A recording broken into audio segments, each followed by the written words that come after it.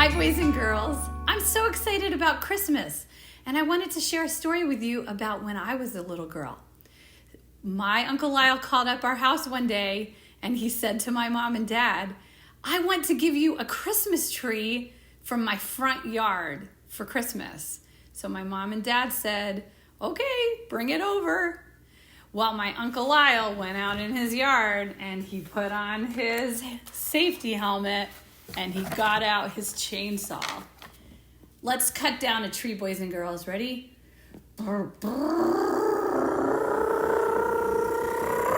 Oh, good job. And he loaded that tree up onto his little blue truck. So my Uncle Lyle cut down that tree and he loaded it up on his blue truck. And at first his blue truck looked pretty big, but when he got the tree on the truck looked really small. It was hanging out off the back and it was hanging off the front. And he started driving towards my house. Can you drive? Get out your steering wheel.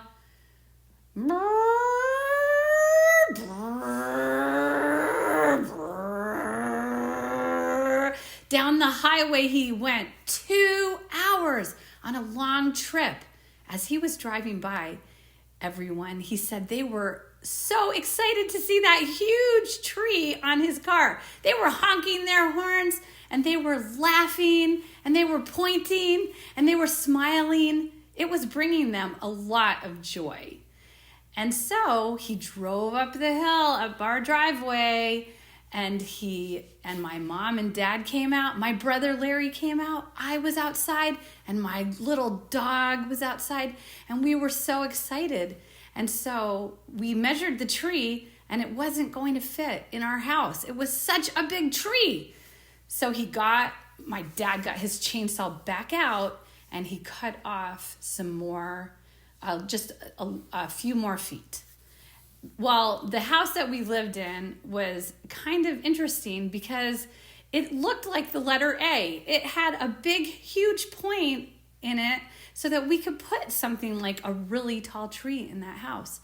And so my dad and my uncle and all our whole family, we carried the tree into the house.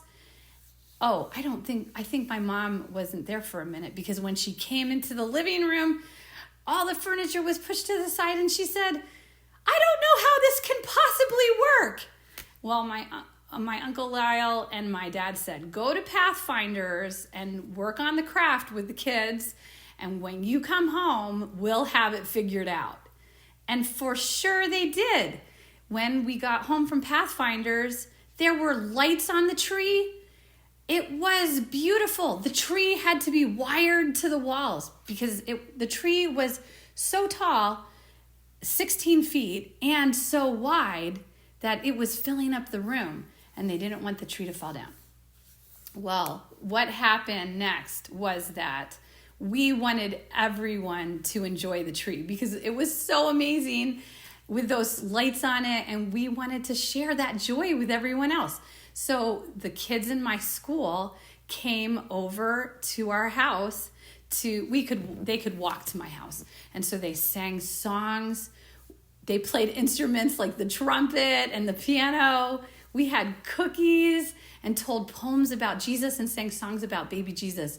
We were so excited about all of this beautiful tree and about Christmas. Well, also our friends came over to see this tree, and my grandma and grandpa came over.